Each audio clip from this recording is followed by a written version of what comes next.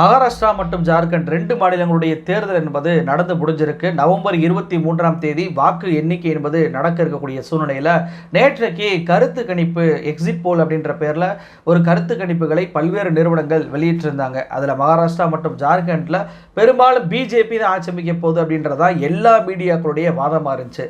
ஆனால் உங்களுக்கு மகாராஷ்டிராவுடைய கருத்து கணிப்பை காமிக்கிறேன் பாருங்கள்.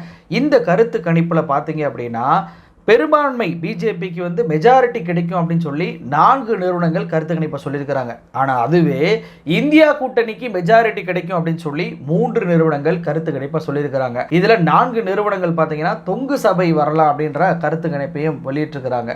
ஆக 4-3 என்ற அளவில் இந்தியா கூட்டணியும் பாஜகவும் இங்கே சரிசமமாக தான் ஆட்சியை பிடிக்கும் என்று கருத்து கணிப்பு வந்திருக்கக்கூடிய சூழ்நிலையில் ஆனால் இந்த மீடியாக்கள் அத்தனையுமே மீண்டும் மகாராஷ்டிராவில் பாஜக ஆட்சி தான் வரப்போகுது அப்படின்ற பரப்பிக்கிட்டு இருக்கிறாங்க. சரி, அப்படியே ஜார்க்கண்டோடைய கருத்து கணிப்பு வருவோம். அந்த கருத்து கணிப்பை பார்க்குறேன் பாருங்க. இதுலேயுமே பாஜக பெரும்பான்மை பெறும் அப்படின்னு சொல்லி 4 நிறுவனங்கள் கருத்து கணிப்பை சொல்லியிருக்கிறாங்க. அதுவே இந்தியா கூட்டணி பெரும்பான்மை பெறும் என்று 3 நிறுவனங்கள் கருத்து கணிப்பை சொல்லியிருக்கிறாங்க. ஒரே ஒரு நிறுவனம் மட்டும்தான் தொங்கு சட்டமன்றம் உருவாகும் அப்படின்னு சொல்லியிருக்கிறாங்க. அப்போ பொதுவாகவே இந்த மாதிரி கருத்து கணிப்புகள் எக்ஸிட் போல் வெளியாச்சு அப்படின்னா ஒரே கட்சிக்கு ஆதரவாக தான் கருத்து கணிப்புகள் வெளியாகும். இது வரைக்கும் நம்ம அப்படி தான் பார்த்துருப்போம். ஆனால் இந்த முறை பார்த்தீங்க அப்படின்னா 4-3 என்ற அளவில் பிஜேபியும் வரும், இந்தியா கூட்டணியும் வரும் அப்படின்னு சொல்லியிருப்பதனால இதில் எந்த ஒரு கருத்தையுமே நம்மளால் எடுத்துக்கிற முடியாத சூழல் தான் உருவாகி இருக்கு.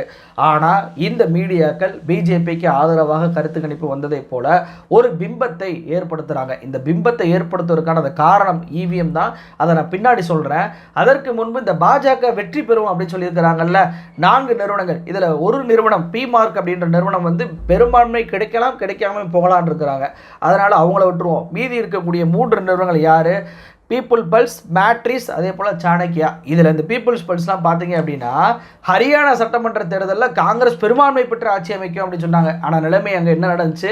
பிஜேபி தான் அங்கே பெரும்பான்மை பெற்று ஆட்சி அமைச்சாங்க. அதே போல் மேட்ரிஸ் நிறுவனம் பார்த்தீங்கன்னா சத்தீஸ்கர் சட்டமன்ற தேர்தல் நடந்துச்சுல, அதில் காங்கிரஸ் தான் வெற்றி பெறும் அப்படின்னாங்க. மிசோரம்லையும் ஆளுங்கட்சி தான் வெற்றி பெறும்னாங்க. ஆனால் ரெண்டுமே தலைகீழாக நடந்துச்சு. அதே போல் இந்த சாணக்கியா நிறுவனம், இது உங்களை சொல்லவே தேவையில்லை.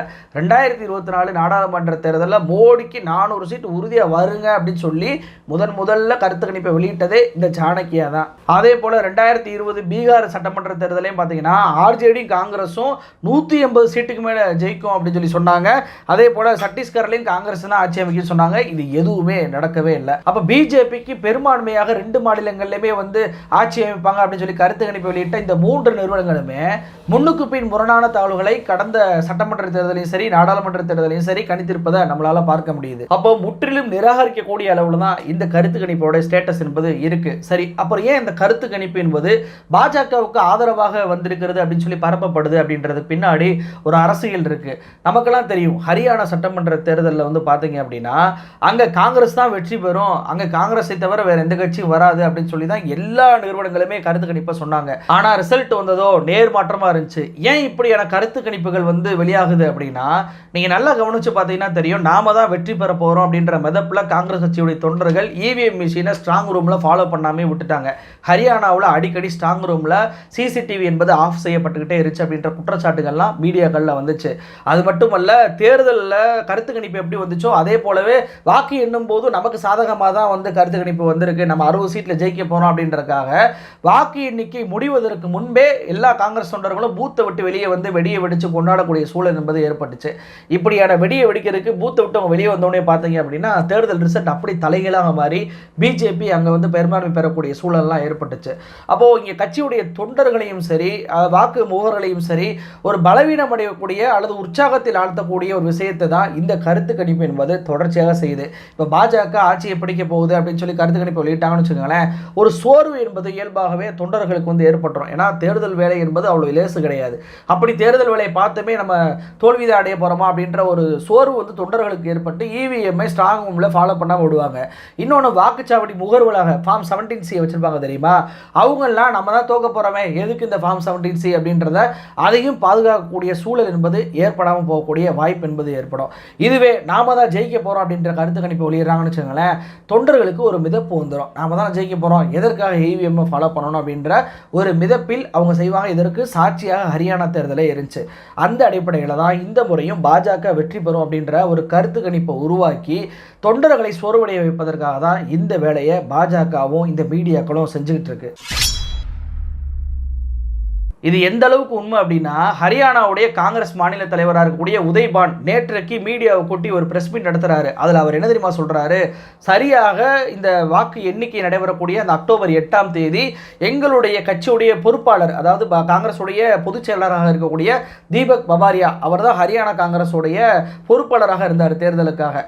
அவருக்கு காலையில் 7:30 மணிக்கு ஒரு மெசேஜ் வந்துச்சு. அதாவது பிஜேபி கிட்டத்தட்ட 14 தொகுதிகளில் இவிஎம்ஐ ஹேக் பண்ணியிருக்கிறாங்க, காங்கிரஸ் அந்த 14 தொகுதியிலையும் தோற்க போகிறது அப்படின்ற ஒரு மெசேஜ் அவருக்கு காலையிலே வந்திருக்கு. இவங்களுக்கு மறுநாள் தான் வந்திருக்கு. சரி, காலையிலே வந்த மெசேஜை ஏன் சொல்லலை அப்படின்னு சொல்லி அவரே அந்த பிரஸ் மீட்டில் விளக்கம் கொடுக்குறாரு. தீபக் பபாரியா இந்த மெசேஜ் அனுப்பினது யாருன்னு சொல்லி வெளியே சொன்னா அப்படின்னா என்னை கொண்டுருவாங்களோன்னு சொல்லி பயந்துக்கிட்டு சொல்லாம விட்டுருக்கிறாரு. இந்த மெசேஜை நாங்கள் தேர்தல் ஆணையிட்ட புகாராக சொன்னோம், ஆனாலும் தேர்தல் ஆணையம் எந்த நடவடிக்கையும் எடுக்கவே இல்லை, அவங்க ஆளுங்கட்சிக்கு சப்போர்ட்டாக தான் செயல்பட்டுக்கிட்டு இருக்கிறாங்க அப்படின்ற ஒரு பிரஸ் மீட்டை நேற்றைக்கு கொடுத்துருக்கிறாரு. நல்லா கவனிங்க, 16 தொகுதிகளில் இவிஎம் ஹேக் செய்யப்பட்டதாக அவர் உதய்பான் அப்படின்ற காங்கிரஸ் மாநில தலைவர் ஒரு குற்றச்சாட்டை வச்சிருக்கிறாரு.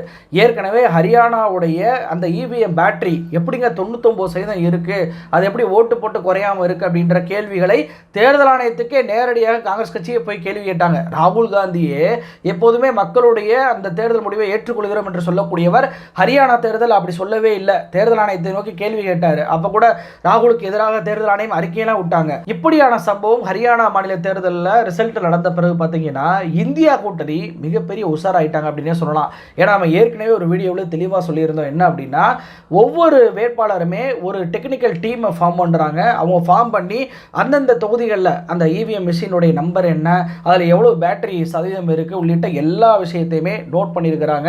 அது மட்டுமல்ல, இந்த முறை வாக்குச்சாவடிக்கு ஊர்வலா போனவர்களுமே மாக் போல் நடத்தும் போது இவிஎம் சரியாக வேலை செய்தா இல்லையான்றதை கண்காணிக்கணும் அப்படின்ற ஒரு உத்தரவையும் போட்டிருந்தாங்க. அதனால விளைவு என்ன ஆயிடுச்சு தெரியுமா, ஜார்க்கண்ட் மாநிலத்தில் நீங்க எடுத்துட்டீங்க அப்படின்னா, அதாவது பூத் நம்பர்களான 134, 137, 98, 111, 36, 35, 334, 65 இந்த பூத்துகள்லாம் பார்த்தீங்கன்னா இவிஎம் ரிப்பேர் ஆயிருக்கு. சில இடங்களில் இவிஎம் ரிப்பேர் பண்ணியிருக்கிறாங்க, சில இடங்களில் மாற்று இவிஎம் வச்சிருக்கிறாங்க. ஆனால் மாக் போலில் நடக்கும்போது இந்த இவிஎம் மிஸ்டேக்கான இவிஎம் தான் செக் பண்ணியிருப்பாங்க. அப்போ ஓட்டிங் நடக்கும்போது ரிப்பேர் ஆகுது அப்படின்னா வேற இவிஎம் வைக்கும்போது அதில் மாக் போல வச்சு தான் செக் பண்ணாங்களா அப்படின்றத சொல்ல முடியாது. நேரடியாக மக்களை ஓட்டு போட வச்சிருந்தாங்க அப்படின்னா அந்த இவிஎம் எப்படி செயல்படும் அப்படின்றது கேள்விக்குறி. இருந்தாலுமே இவ்வளவு பூத்துகளில் இவிஎம் மோசடியை உடனடியாக இந்தியா கூட்டணி கட்சியினர் கண்டுபிடிச்சிருக்கிறாங்க. அதே போலதான் மகாராஷ்டிராவை நீங்க எடுத்துட்டீங்கன்னா, அதாவது ஹிங்கோலி அப்படின்ற ஒரே தொகுதியில் 21 இவிஎம்கள் மிஸ்டேக் ஆகியிருக்கு. 21 இவிஎம்களையுமே இந்தியா கூட்டணி கட்சியினர் கண்டுபிடிச்சிருக்கிறாங்க. வாக்கு பதிவு நடக்கும் போது பார்த்தீங்கன்னா மேலும் 10 இவிஎம்கள் பிரச்சனைக்குரிய விஷயமா இருக்கிறதையும் கண்டுபிடிச்சு அதையும் மாற்றிருக்கிறாங்க. ஊபி இடைத்தேர்தல் நீங்க எடுத்துட்டாலுமே கட்டேஹரி அப்படின்ற தொகுதியில் 17 இவிஎம்களும் 2 விவிபேட் மிஷினும் மாட்டி இருக்கு, மால் ஃபங்க்ஷன் ஆகி. நல்லா கவனிங்க, இவிஎம் தான் மிஸ்டேக் ஆகும் நம்ம கேள்விப்பட்டிருக்கோம். ஆனால் ஊபி இடைத்தேர்தலில் விவிபேடுமே மால் ஃபங்க்ஷனாக செயல்பட்டிருக்கு, அதையும் கண்டுபிடிச்சிருக்கிறாங்க. அங்கே வாக்குப்பதிவின் போதும் 19 இவிஎம்கள் மிஸ்டேக் ஆயிருக்கு. அதே போல ஊபி மாநிலம் கர்கால் அப்படின்ற தொகுதியிலையுமே booth number 258, 427, 412, 263 EVM malfunction ஆனதை கண்டுபிடிச்சிருக்கிறாங்க இந்தியா கூட்டணி கட்சி தலைவர்கள். அப்ப எல்லா இடங்கள்லையுமே மிக விழிப்பாக இவிஎம் கண்காணிச்சிருக்கிறாங்க இந்தியா கூட்டணி கட்சி தலைவர்கள். ஆனா இது மட்டும் பத்தாது, இந்த இவிஎம் ஸ்ட்ராங் ரூம் வரைக்கும் போற வரைக்கும் கண்காணிக்க வேண்டும். அந்த ஸ்ட்ராங் ரூம்லையும் கண்காணிக்கக்கூடிய விஷயம் இருக்குல்ல, அதில் தான் நேற்றைக்கு அகிலேஷ் யாதவ் ஒரு அறிக்கையாக வெளியிட்டாரு. அது பேப்பரை காமிச்சு அந்த தொண்டர்களுக்கு பேசும்போது என்ன சொல்றாரு அப்படின்னா, ஒரு இவிஎம் வாக்குப்பதிவு முடிஞ்ச உடனே சீல் பண்ணுற வரைக்கும் நீங்கள் அதை பார்க்கணும். சீல் பண்ணி அதை இவிஎம் அதிகாரி வண்டியில் போகும்போது பின்னாடியே நீங்கள் போகணும். அதே போல் அந்த வண்டி ஸ்டோர் ரூமில் போய் உள்ளே வைக்கிற வரைக்கும் நீங்கள் அதை பார்க்கணும். ஃபார்ம் 17C சம்பந்தப்பட்ட தேர்தல் அதிகாரிகிட்ட கையெழுத்து வாங்கி நீங்கள் பத்திரமா வச்சுக்கிறணும் அப்படின்ற ஒரு விழிப்புணர்வை தன்னுடைய தொண்டர்களுக்கு நேற்றைக்கே அவர் ஏற்படுத்தினார். அதே போல் பார்த்தீங்கன்னா எல்லா இடங்கள்லையுமே இந்த இவிஎம் மிஷின் பின்னாடி தன்னுடைய தொண்டர்கள் போயிருக்கிறாங்க.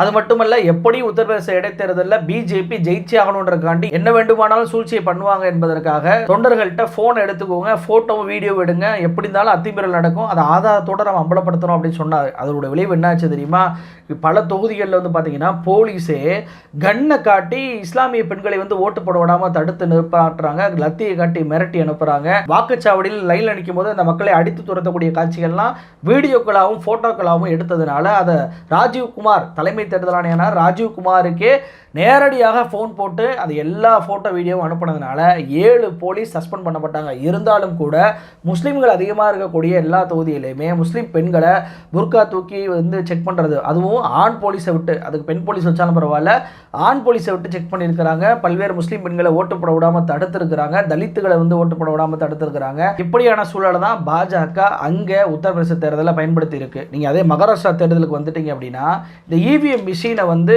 ஒரு பூத்துலேருந்து கொண்டு போகிறாங்க 2 காரில். இந்த 2 கார் மேலேயுமே கல்லெறிஞ்சு தாக்குதல் என்பது நடந்திருக்கு. எங்கே அப்படின்னா ஹலாநாக்பூர், மத்திய நாக்பூர் அந்த பகுதியில் வந்து இந்த தாக்குதல் என்பது கார் மீது நடத்தப்பட்டிருக்கு. இதெல்லாம் எதை காட்டுது அப்படின்னா எப்படியாவது இந்த தேர்தலில் நம்ம ஜெயிச்சாகணும். ஏன்னா ஏற்கனவே ஹரியானா தேர்தலில் இவிஎம் பேட்டரி வச்சு நம்ம ஜெயிச்சிட்டோம், ஜம்மு காஷ்மீரில் நம்ம தோல்வி அடைஞ்சிட்டோம், மறுபடியும் மகாராஷ்டிராவிலையும் சரி ஜார்க்கண்ட்லையும் தோல்வி அடைஞ்சிட்டோம்னா தொடர்ச்சியாக மக்கள் நம்ம நிராகரிக்கிறாங்க அப்படின்ற உண்மை நாட்டு மக்களுக்கு தெரிஞ்சிடும் அப்படின்ற அச்சம் பிஜேபிக்கு வந்திருக்கு. அதனால அவங்க எந்த எல்லைக்கு போவதற்கு தயாராக இருப்பாங்க. இப்போ எப்படி இவிஎம் கண்காணிச்சு கண்டுபிடிச்சாங்களோ அதே மாதிரியே ஸ்ட்ராங் ரூமையுமே அங்கே ஒரு ஆளுகளை போட்டு கண்காணிக்கக்கூடிய வேலையில் இந்தியா கூட்டணி கட்சிகள் ஈடுபடணும். ஏன்னா அடிக்கடி ஸ்ட்ராங் ரூமில் இனிமேல் சிசிடிவி ஆஃப் ஆகலாம் அப்படின்ற செய்திகள் கண்டிப்பாக வரதான் போகுது. ஃபார்ம் 17C கண்டிப்பாக வாக்குச்சாவடி மூவர்கள் எல்லோருமே வச்சிருக்கணும். அந்த ஃபார்ம் 17C வாக்கு எண்ணும் மையத்திற்கும் கொண்டு போய் செக் பண்ணணும். அதே போல் இவிஎம் பேட்டரி நோட் பண்ணியிருக்கக்கூடிய அந்த எவ்வளவு சதவீதம் இருக்குது அப்படின்றதையும் அந்த இவிஎம் நம்பரையுமே சீரியல் நம்பரையுமே வாக்கு எண்ணும் போது அதை ஒப்பிட்டு பார்க்க வேண்டும். அதே போல் வந்து பார்த்தீங்கன்னா ஹரியானா தேர்தல் ரிசல்ட் வரும்போதே ஆரம்ப கட்டத்தில் வந்தோடனே வெளியே வந்து வெடி வெடிச்சு கொண்டாடுன்ற பேரில் வெளியே வராமல் இறுதி எண்ணிக்கை வரைக்குமே எல்லா வாக்குச்சாவடி மூவர்களுமே வாக்கு எண்ணும் மையத்தில் இருந்தால் மட்டும்தான் இந்த தேர்தலில் நேர்மையான ரிசல்ட்டை வெளியே கொண்டு வர முடியும் அப்படின்றது தான் நம்மளுடைய பார்வையாக இருக்குது. சரி, இப்போ மகாராஷ்டிராவும் ஜார்க்கண்டும் பிஜேபிக்கு மிக முக்கியமான தேர்தலாக பார்க்கப்படுதுன்னு சொல்றேன்ல. ஏன் சொல்றேன் அப்படின்னா இது மோடிக்கு வாழ்வாசாவா தேர்தல் மட்டுமல்ல, இந்துத்துவ கொள்கைக்கு வாழ்வாசாவா அப்படின்ற ஒரு தேர்தலாக இருக்கு. அது ஏதோ நாக்பூரில் RSS தலைமையகம் இருக்கு அப்படின்ற காண்டி சொல்லலை. எந்த அளவுக்கு வெறுப்பு பிரச்சாரத்தை கக்க முடியுமோ அந்த அளவுக்கு இந்த 2 மாநிலங்களுமே வெறுப்பு பிரச்சாரத்தை பாஜக பண்ணாங்க. ஏற்கனவே நாடாளுமன்ற தேர்தலில் மோடியே அந்த வெறுப்பு பிரச்சாரத்தை பண்ணார். ஆனாலும் அந்த நாடாளுமன்ற தேர்தலில் பிஜேபிக்கு பெரும்பான்மை என்பது கிடைக்காம போச்சு. மறுபடியும் இந்த மகாராஷ்டிராவிலையும் ஜார்க்கண்ட்லையும் வெறுப்பு பிரச்சாரத்தை பண்ணியிருக்கிறாங்கல்ல. இந்த 2 மாநிலங்கள்லையுமே ஒருவேளை இந்தியா கூட்டணி கட்சி ஜெயிச்சிச்சுன்னு வச்சுக்கோங்களேன், அது பிஜேபியுடைய அரசியலுக்கே முற்றுப்புள்ளி வைப்பதாக இருக்கும். ஏன் அப்படின்னா இந்த வெறுப்பு பிரச்சாரம் 2 தேர்தலையுமே இந்து மக்களை நிராகரிச்சிட்டாங்க. இனிமேல் என்ன ஒரு வெறுப்பு பிரச்சாரம் முஸ்லீமை காட்டி இல்லை கிறிஸ்துவர்களை காட்டி வெறுப்பு பிரச்சாரம் பண்ணாலும் இனிமேல் எடுபடாது அப்படின்றது உணர்த்தப்படும் பாஜகவுக்கும் RSSக்கும். ஏன்னா மெயின் பிரச்சாரமே பார்த்தீங்க அப்படின்னா பட்டைங்க டு கட்டைங்க தான். நாம் பிரிஞ்சிருந்தோம்னா வீழ்த்தப்படுவோம், இந்துக்களே ஒன்றுபடுங்கள் அப்படின்றது தான் உத்தரப்பிரதேச முதலமைச்சராக இருக்கட்டும், பட்னாவிஸாக இருக்கட்டும், மோடியாக இருக்கட்டும் எல்லோரும் பண்ண பிரச்சாரம். இந்தியா கூட்டணி வெற்றி பெற்றால் இந்த பிரச்சாரம் என்பது இந்து மக்களே நிராகரிச்சிட்டாங்க, பாஜகவை அவங்க நம்ப தயாரில்லை அப்படின்றது உறுதியாயிரும். அதே போல் நீங்கள் ஜார்க்கண்ட் எடுத்துட்டீங்க அப்படின்னா வங்கதேசத்தை சேர்ந்தவர்களை ஊடுருவக்காரர்கள் அப்படின்னு சொல்லி ஏதோ அவங்கெல்லாம் ஊடுருவில் வந்து இங்கே லவ் ஜிகாத் ஜிகாத் அதே போல குழந்தைகளையும் சரி பெண்களையும் சரி அவங்க வந்து திருமணம் பண்ணி ஏமாத்துறாங்க உள்ளிட்ட பல்வேறு பொய்களையும் வெறுப்புகளையும் பிஜேபி பிரச்சாரம் பண்ணாங்க. அதை அந்த மக்கள் நிராகரிச்சிட்டாங்க அப்படின்னு அர்த்தம். இனிமே அவங்க என்ன பேர்ல ஜிகாத் சொன்னாலுமே நீ என்ன செஞ்சிருக்க, என்னுடைய வாழ்வாதாரத்துக்கு நீ என்ன பண்ணிருக்க, அரசாங்கத்தை ஒழுங்கா நடத்தின அப்படின்றதான் பொதுமக்கள் கண்காணிச்சிருக்காங்க அப்படின்றது ஒரு மெசேஜாக பிஜேபிக்கும் மோடிக்கும் போகும். அது போக இந்த மகாராஷ்டிரா தேர்தலையும் சரி ஜார்க்கண்ட்லையும் சரி RSS மிக தீவிரமாக இறங்கி வேலை பார்த்தாங்க. இந்த தேர்தலில் பிஜேபி தோத்து போச்சு அப்படின்னா இனிமே RSS என்னதான் இறங்கி வேலை பார்த்தாலுமே பிஜேபியை காப்பாற்ற முடியாது அப்படின்ற ஸ்டேட்மெண்ட் பதிவு செய்யப்படும். அது மட்டுமல்ல அரசியலமைப்பு சட்ட புத்தகத்தை காட்டி தான் ராகுல் காந்தி பிரதானமாக பிரச்சாரத்தை பண்ணாரு.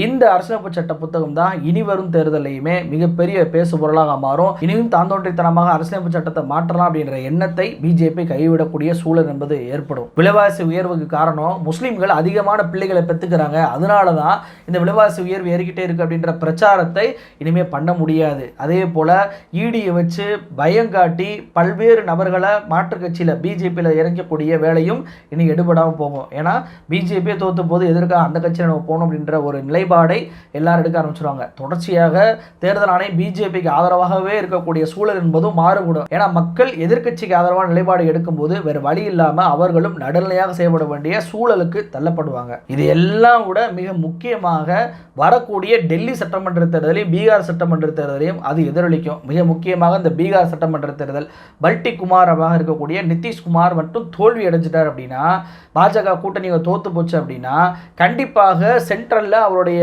ஆதரவை வாங்கிட்டு ஆர்ஜேடி கூட சேர்ந்து முதலமைச்சராகக்கூடிய வேலையில் அவர் ஈடுபடுவார். அப்படி ஆதரவு வாபஸ் வாங்கினார் அப்படின்னா மோடியோட பதவிக்கே அது உழவிக்கக்கூடிய சூழலை ஏற்படுத்தும். அப்போ பீகார் இடைத்தேர்தலுமே இந்த மகாராஷ்டிரா ஜார்க்கண்டுடைய தேர்தலை வச்சு தான் மையப்படுத்தி நடக்க போகுது, அந்த ரிசல்ட்டை வச்சு தான் நடக்க போகுது அப்படின்றதா யதார்த்தமாக புரிஞ்சுக்க முடியுது. அப்போது இந்த 2 மாநில தேர்தல் என்பது மிக முக்கியமான தேர்தல். இந்த 2 மாநிலத்தில் அட்லீஸ்ட் மகாராஷ்டிராவிலேயாவது பிஜேபி தோற்கடிக்கப்பட்டுருச்சு அப்படின்னா இனியும் இந்த நாட்டில் இந்துத்துவா எடுபடாது, வெறுப்பு பிரச்சாரம் எடுபடாது. பாஜக இந்துக்களை ஏமாற்ற எந்த யுத்தியை கையில் எடுத்தாலுமே அது எடுபடாது. இந்துக்கள் வெளிப்படைந்து விட்டார்கள் அப்படின்ற ஸ்டேட்மெண்ட் ஒட்டுமொத்த இந்தியாவுக்கும் கொடுக்கப்படும். ஆனா ஒருவேளை பிஜேபி ஜெயிச்சிருச்சு, காங்கிரஸ் அங்க தோத்து போயிருச்சு அப்படின்னா இந்த நாடு மிகப்பெரிய மோசமான வெறுப்பு பிரச்சாரத்திற்கு ஆட்பட்டுரும். ஏன்னா இவங்க பண்ண ஓட்டு ஜிகாது, லேண்டு ஜிகாது, சில்ட்ரன் ஜிகாதுன்னு என்னென்னமோ ஜிகாது சொல்கிறாங்களே, அது மட்டுமல்ல இந்த பட்டைங்க டு கட்டைங்க, அதே போல் முஸ்லீம்களுக்கு எதிரான ஒரு வெறுப்பு பிரச்சாரம், கிறிஸ்தவர்களுக்கு எதிரான வெறுப்பு பிரச்சாரம்